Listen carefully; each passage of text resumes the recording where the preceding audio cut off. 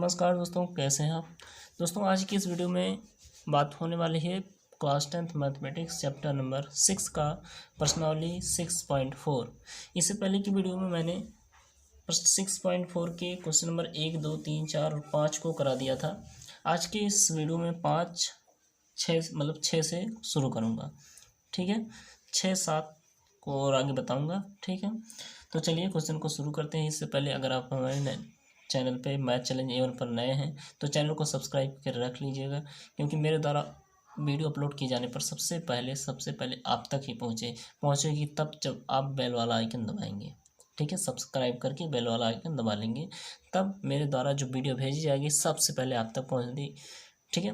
और सबसे पहले उसका आप फ़ायदा उठा सकते हैं, ठीक है। तो चलिए वीडियो को शुरू करते हैं शानदार तरीके से।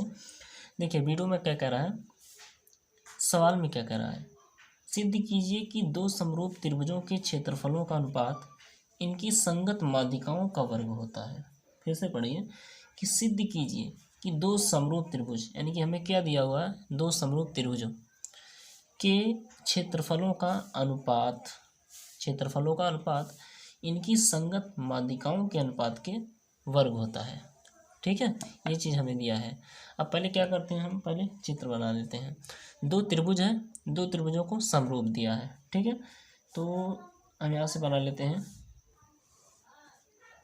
त्रिभुज ये और त्रिभुज ये, ठीक है। दो त्रिभुज मैंने बना लिया, इसका नाम ABC, इसका नाम DEF, ठीक है।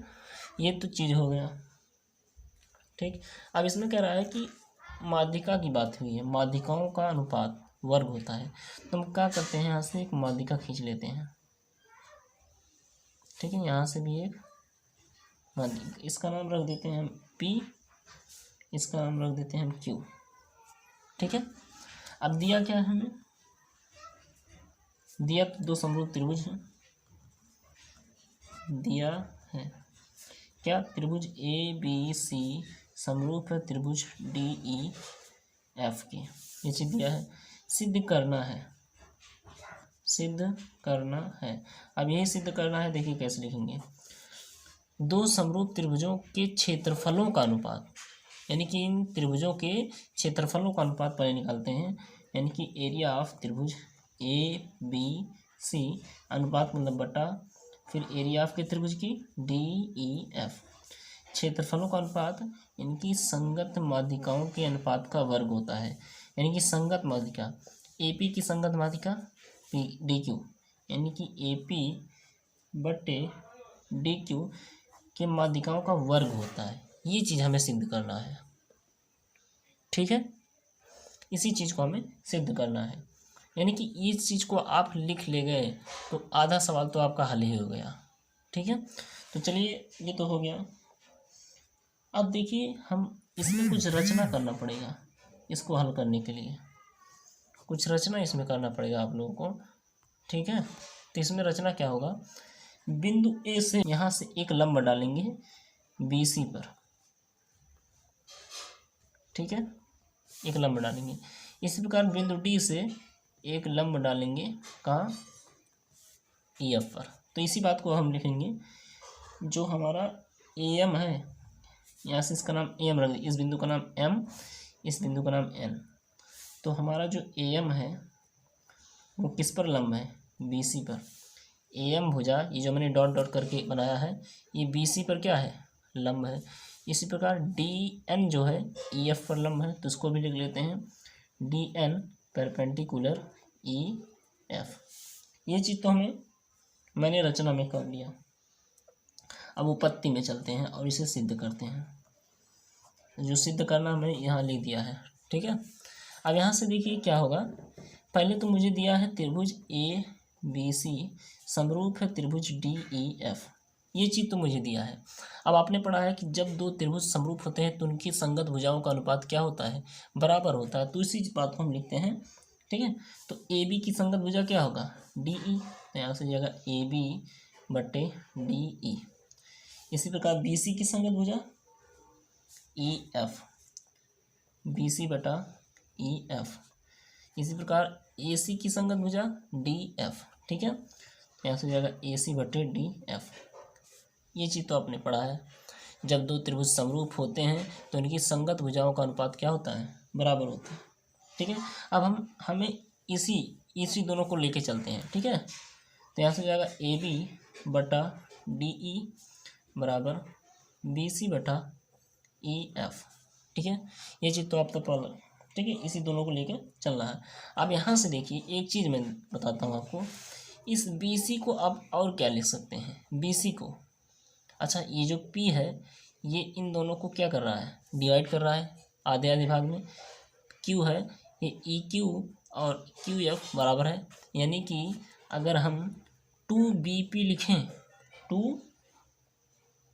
ठीक है 2BP लिखें तो क्या बराबर BC का होगा, क्योंकि यहाँ से देखिए जैसे ये रेखा है, ध्यान से देखिएगा, इसका नाम है A, इसका नाम है B, इसका अगर मध्य बिंदु हम ले लें O समझ लीजिए, तो AO बराबर हम लिख सकते हैं AO बराबर OB, यानी कि यहाँ से यहाँ तक की दूरी, यहाँ से यहाँ तक की दूरी बराबर है। तो क्या हम लिख सकते हैं OB प्लस OB, चूँकि देखिए यहाँ OB तो है, अब ये जो, हाँ ठीक है, तो यहाँ से देखिए OB दिया है, यहाँ से क्या दिया है OB, तो ये जो OB है OB प्लस AO बराबर AB, ये चीज़ लिखा देखिए, OB यहाँ से यहाँ तक, फिर AO यहाँ से यहाँ तक, पूरा कितना मिल गया AB, ये मिल गया, यानी कि इससे क्या सिद्ध होता है AO बराबर OB। तो क्या लिख सकते हैं हम, OB को 2 बार लिख सकते हैं, यहाँ से क्या हम लिख सकते हैं OB प्लस AO, क्या लिख सकते हैं AO बराबर हमारा दिया है OB बराबर AB, यहाँ से क्या आ गया 2OB बराबर AB, मतलब यहाँ से हम इस रेखा को लिख सकते हैं 2AB बराबर AB। ठीक है, इसी प्रकार हम निकालेंगे। तो यहाँ से जो BC भुजा को क्या लिख सकते हैं, लिख सकते हैं 2BP बराबर BC, यानी कि BP 2 बार मैंने लिखा बराबर इस BC के होगा। ठीक है, इसी प्रकार इसको क्या लिख सकते हैं 2EN, EN से 2 बार मैंने जोड़ा है तो 2EN बराबर EF।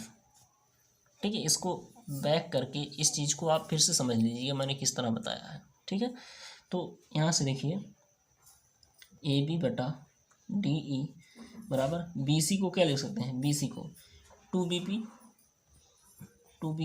बटे EF क्या लिख सकते हैं 2EN।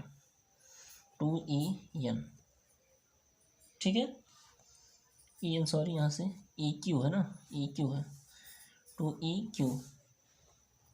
ठीक है, यहाँ से EQ है तो ये हो जाएगा आपका 2EQ। ठीक है, अब यहाँ से 2 से 2 कैंसिल हो जाएगा, यहाँ से बचा AB/DE बराबर BP/EQ। ये चीज़ तो हमारा हो गया, इसे आप समीकरण 1 कर लीजिए। ठीक है, यहाँ से समीकरण 1 ले लीजिए।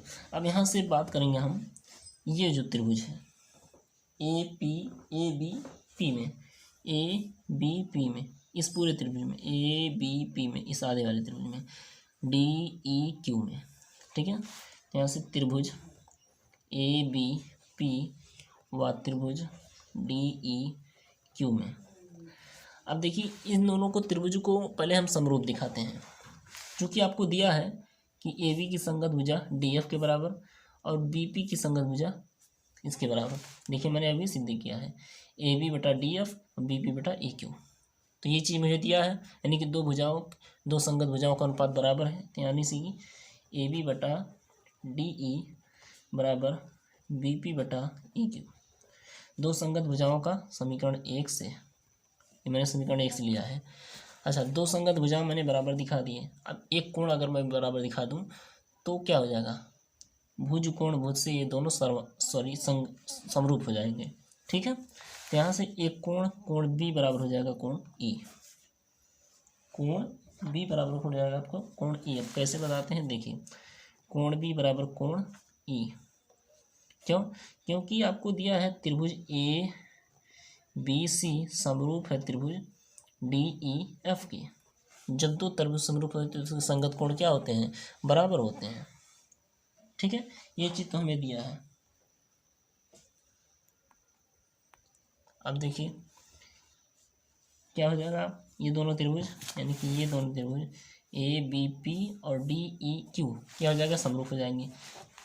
किस समरूपता कसौटी से समरूप होंगे, भुज कोण भुज, यानी कि यहाँ से हो जाएगा हमारा साइड एंगल साइड समरूपता कसौटी से त्रिभुज ए बी पी व त्रिभुज डी ई क्यू समरूप है। इस प्रकार भी लिख सकते हैं, त्रिभुज ए बी पी समरूप है त्रिभुज डी ई क्यू के। ठीक है, अब ये चीज़ तो मैंने समरूप दिखा दिया। अब क्या पढ़ा है आपने, जब दो त्रिभुज समरूप होते हैं तो उनकी संगत भुजाओं का अनुपात बराबर होता है, यानी कि ए बी बटा डी ई यहाँ हो जाएगा, ए बी बटा डी ई। अब यहाँ से निकाल लीजिए ए बी डी ई लिख लिए, फिर बी पी लिख दीजिए, यानी कि ए बी को लिए डी यू के लिए 2 लिए। अब यहाँ से बी पी को लीजिए और ई क्यू के लीजिए, तो यहाँ का बी पी बटा ई क्यू। अब क्या लेना है, अब ए पी लेना है और डी क्यू, यानी कि ए पी बटा डी क्यू। ठीक है, ये चीज़ तो आपने कर लिया, संगत भुजाओं का अनुपात बराबर होता है। ठीक है, अब आपको जो दिया गया है, ठीक है, अब देखिए यहाँ से क्या होगा, यहाँ से मैं बता देता हूँ क्योंकि ज़्यादा है नहीं तो दूसरे में नहीं होगा, इसी में मैं बता देता हूँ। अब बात करेंगे त्रिभुज ए बी सी व त्रिभुज डी ई एफ में, तो क्या हो जाएगा एरिया। अब दोनों त्रिभुजों का क्या निकालेंगे, क्षेत्रफल निकालेंगे, तो यहाँ से जाएगा यानी कि क्षेत्रफलों का अनुपात, एरिया ऑफ त्रिभुज ए बी सी बटे एरिया ऑफ त्रिभुज डी ई एफ। तो आपने पढ़ा है परमेय, यहाँ से लिख देंगे परमेय 6.6 से। परमेय 6.6 में आपने पढ़ा है कि जब दो समरूप त्रिभुजों के क्षेत्रफलों का अनुपात उनकी संगत भुजाओं के अनुपात के वर्ग के बराबर होता है। यानी कि हमें जो दिया है 3 दिए गए हैं, इसमें से आप कोई भी ले सकते हैं। ठीक है, यहाँ से कोई भी भुजा लिख सकते हैं, क्योंकि चूंकि तीनों भुजाएं बराबर है ना, तो आप कोई भी भुजा ले सकते हैं। हमें यही सिद्ध करना, तो इसी को लेंगे, ए पी बटा डी क्यू किसके बराबर होता है, अनुपात के वर्ग के बराबर होता है, और यही चीज़ हमें सिद्ध करना था। ठीक है, ये चीज़ मैंने सिद्ध कर दिया। ठीक है, तो ध्यान से समझिएगा, अगर ना समझ में आए तो प्लीज़ एक बार और देखिएगा, आपको समझ में ज़रूर से ज़रूर आ जाएगा, कहीं पर जाने की ज़रूरत आपको नहीं है। ठीक है, ये तो रहा क्वेश्चन नंबर 6। अब चलते हैं क्वेश्चन नंबर 7 को भी, उससे भी आसान से हल कर लेते हैं। ठीक है, अब देखिए क्वेश्चन नंबर 7 है, इसमें बोल रहा है कि सिद्ध कीजिए, ध्यान से पढ़िएगा इस क्वेश्चन को, सिद्ध कीजिए कि एक वर्ग की किसी भुजा पर, अब पढ़ते पढ़ते हम पहले एक बार पढ़ लेते हैं, फिर पढ़ने से हम चित्र बनाएंगे। वर्ग की किसी भुजा पर बनाए गए समबाहु त्रिभुज का क्षेत्रफल उसी वर्ग के एक विकर्ण पर बनाए गए समबाहु त्रिभुज के क्षेत्रफल का आधा होता है। कहने का मतलब है कि सिद्ध कीजिए एक वर्ग का बात कर रहा है, तो यहाँ से पहले हम वर्ग बना लेंगे। ठीक है, यहाँ से हम वर्ग बना लेंगे, यहाँ से कुछ इस प्रकार। ठीक है, हमने वर्ग बना लिया, इसका नाम रख देते हैं A B C D, A B, ठीक है, यहाँ से सी और डी। कह रहा वर्ग की किसी भुजा पर, मान ली इस भुजा पर बनाए गए समबाहु त्रिभुज, यानी कि इस भुजा पर एक समबाहु त्रिभुज बनाते हैं। ठीक है, समबाहु यानी कि समान बाहु, समान भुजा वाले त्रिभुज बनाते हैं। फिर कहता है उसी वर्ग के एक विकर्ण पर, मान लीजिए वर्ग का एक विकर्ण मैंने ये मान लिया, तो उसी वर्ग के एक विकर्ण पर बनाए गए समबाहु त्रिभुज, इस विकर्ण पर भी एक हमें समबाहु त्रिभुज बनाना है, सपोज ऐसे, इस प्रकार। ठीक है, मतलब कह रहा है कि इसी वर्ग पर किसी एक भुजा पर बनाए गए त्रिभुज, ठीक है, उसी वर्ग के विकर्ण पर एक और त्रिभुज बना हुआ है जो कि इसका ये आधा होता है। ऐसे इसका नाम ले लेते हैं हम ई, इसका नाम रख देते हैं हम एफ।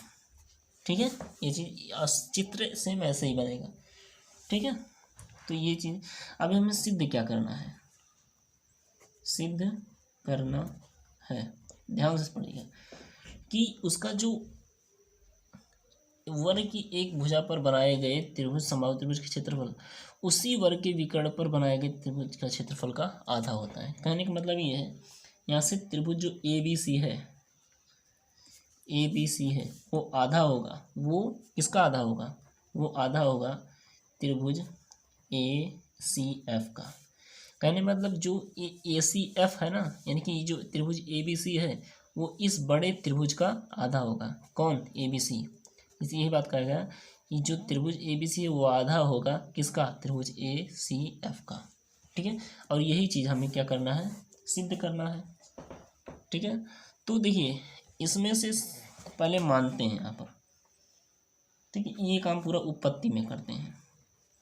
ठीक है, उत्पत्ति में तो माना वर्ग की भुजा, चूँकि क्षेत्रफल तो हमें निकालना होगा तो भुजा तो मानना होगा। वर्ग की भुजा कुछ भी मान सकते हैं, सपोज दैट मैं ए मान लेता हूँ, ए सेंटीमीटर है। ठीक है, ये तो मैंने वर्ग की भुजा मान लिया। ठीक है, अब वर्ग का विकर्ण भी मान लो। वर्ग के विकर्ण का सूत्र क्या होता है, √2। तो वर्ग का विकर्ण, विकर्ण का सूत्र क्या था, भुजा गुणे √2। भुजा मैंने माना है ए, तो ए √2 है। ठीक है, ये चीज़ हो गया आपका। अब जैसे कि हम जानते हैं, वी नो दैट, हम क्या जानते हैं कि जो समबाहु त्रिभुज का क्षेत्रफल होता है, समबाहु त्रिभुज का क्षेत्रफल क्या होता है, वो होता है √3/4 गुणे भुजा का वर्ग। ये चीज़ तो होता है समबाहु त्रिभुज का क्षेत्रफल। तो समबाहु त्रिभुज जो ए बी सी है उसका क्षेत्रफल हम निकाल लेते हैं। यहाँ से ए बी ई है, ठीक है, ए बी सी। तो यहाँ से क्या हो जाएगा हमारा, एक मिनट, यहाँ से थोड़ा गलती हो गया, ए बी सी नहीं है, ए बी ई है ये त्रिभुज। ठीक है, यहाँ से भी होगा। अब देखिए त्रिभुज निकालते हैं क्षेत्रफल ए बी ई, क्यों, क्योंकि ये समबाहु त्रिभुज है। तो त्रिभुज समबाहु त्रिभुज, समबाहु त्रिभुज ए बी ई का क्षेत्रफल क्या होता है, √3/4 गुणे भुजा स्क्वायर। ठीक है, अब भुजा मैंने क्या मान रखा है, ए स्क्वायर। समबाहु वर्ग माना वर्ग की भुजा। अच्छा, यहाँ से देखिए मैंने क्या माना है, वर्ग की भुजा ना, तो ये जो वर्ग है ये वर्ग की ये भी भुजा है, और क्या है, समबाहु त्रिभुज की भी भुजा है, यानी कि वर्ग की भुजा बराबर समबाहु त्रिभुज की भुजा। ठीक है, ध्यान समझिए, ये वर्ग की भुजा है, मैंने माना है वर्ग की भुजा ए। तो ये जो समबाहु त्रिभुज की भी तो भुजा है, यानी कि समबाहु त्रिभुज की भुजा बराबर वर्ग की भुजा होगी, यानी कि ए होगा। ठीक है, तो यहाँ से हो जाएगा ए स्क्वायर। इसको हम समीकरण 1 दे देते हैं। ठीक, अब देखिए, अब निकालते हैं समबाहु त्रिभुज ए सी एफ का, बड़े वाले त्रिभुज का क्षेत्रफल जो मैंने रचना किया है। यहाँ से देखिए ये चीज रचना नहीं किया तो क्वेश्चन में बोल रहा है, इसका क्षेत्रफल हो जाएगा √3/4 गुणे भुजा स्क्वायर, भुजा स्क्वायर। अच्छा, ये क्या है, वर्ग का विकर्ण है, तो विकर्ण का मैंने क्या माना था, a√2 माना है। तो ये जो समबाहु त्रिभुज ये वाला है ये विकर्ण के बराबर होगा, यानी कि a√2 का स्क्वायर। तो इसको भी हल कर लेते हैं। यहाँ से हो जाएगा √3/4 गुणे ए का स्क्वायर करेंगे, ए स्क्वायर आएगा, √2 का स्क्वायर करेंगे, गुणे 2 करेंगे। अब क्या करेंगे कि जो समीकरण 1 और 2 को भाग देंगे, क्योंकि तभी हमारा आंसर आएगा। तो यहाँ से जाएगा समीकरण 1 व 2 को भाग करने पर ठीक है। तो देखिए भाग करने पर क्या आता है, यहाँ से आएगा हमारा त्रिभुज ए बी सी का क्षेत्रफल, यानी कि समीकरण 1 है, ए बी ई, सॉरी यहाँ से गलती। अब बट्टे में त्रिभुज ए सी एफ का क्षेत्रफल बराबर क्या होगा, इसका क्षेत्रफल दिया है √3/4 गुणे ए स्क्वायर। समीकरण 2 का क्षेत्रफल दिया है √3/4 गुणे ए स्क्वायर गुणे 2। अच्छा ए स्क्वायर से A square cancel, under root 3/4, under root 3/4, बचा क्या हमारा? हमारा बचा त्रिभुज ए बी ई का क्षेत्रफल, ठीक है, बट्टे में त्रिभुज ए बी ई, ठीक है, ए सी एफ का क्षेत्रफल बराबर क्या बचा? ऊपर 1 बचा, बट्टे में 2। अब हम तीसरा क्या कर लेंगे? गुणा कर लेंगे, ठीक है। तो यहाँ से आएगा हमारा क्या? त्रिभुज, अच्छा इसका जो है हम कर लेंगे इसका इसमें गुणा, इसका इसमें अभी नहीं करेंगे, इसका इसमें पहले कर लेंगे। तो यहाँ से हो जाएगा त्रिभुज ए बी ई का क्षेत्रफल क्या आएगा? इसका इसमें गुणा करेंगे तो ऊपर चला जाएगा, यानी कि त्रिभुज ए सी एफ का क्षेत्रफल, ठीक है, ए सी एफ का क्षेत्रफल बट्टे में क्या आ जाएगा? 2। और यही चीज़ हमें सिद्ध करना था, ठीक है, यही चीज़ सिद्ध ना करना था। देखिए ए सी ई बटे 2, इसको तो ऊपर लिख सकते हैं, इसको भी इस प्रकार लिख सकते हैं ना, त्रिभुज ए सी एफ बट्टे में 2 लिख सकते हैं। तो यही चीज़ हमें सिद्ध करना था, ये चीज़ मैंने सिद्ध कर दिया है। ए बी ई जो है ए सी एफ का जो है आधा होता है, ठीक है, यही चीज़ हमें सिद्ध करना था। तो मैंने बिल्कुल सरल वे प्रयोग किया है, सरल रास्ता प्रयोग किया इसमें, इसको सिद्ध करने के लिए। अब देखिए जिसमें 8वां 9वां ना, वो बिल्कुल ही आसान है, वो आपके लिए मैं छोड़ देता हूँ, आप उसे करिए, ठीक है, बिल्कुल आसान है, वो आप कर सकते हैं, ठीक है। इसमें ये जो 7वां 8वां, एक बार मैं आपको क्वेश्चन दिखा देता हूँ। देखिए यहाँ से जो ये दोनों सवाल हैं, ये इस प्रकार के क्वेश्चन में आप जो मैं बता चुका हूँ, ठीक है, क्वेश्चन नंबर 2 में बताया हूँ, क्वेश्चन नंबर 4 में भी बताया हूँ, ठीक है, इस प्रकार के क्वेश्चन नंबर 5 में, ठीक है, इसी प्रकार के क्वेश्चन मैं बताया हूँ। तो आप जाके उसको वीडियो को देखिए, ठीक है, और वीडियो को देखकर इस प्रकार जो 8वां 9वां है उससे भी आप हल कर लीजिए, बिल्कुल आसान है, ये आपके लिए है, ठीक है। तो अगर वीडियो पसंद आई तो लाइक और सब्सक्राइब जरूर कीजिएगा, ठीक है। तो अब मिलते हैं एक नेक्स्ट वीडियो में एक अच्छे वीडियो के साथ। इसके बाद है हमारा टॉपिक प्रमेय, टॉपिक है प्रमेय 6.1, उसे भी देखिए, प्रमेयों को पढ़ना जरूरी होता है, क्योंकि प्रमेयों के आधार पर भी हमारे सवाल हल होते हैं, हमारे सवाल दिए जाते हैं, कभी कभी एग्जाम में प्रमेय ही पूछ लेता है, इसीलिए प्रमेयों को सीखना जरूरी होता है, ठीक है। तो मिलते हैं एक नेक्स्ट वीडियो में, तब तक के लिए जय हिंद।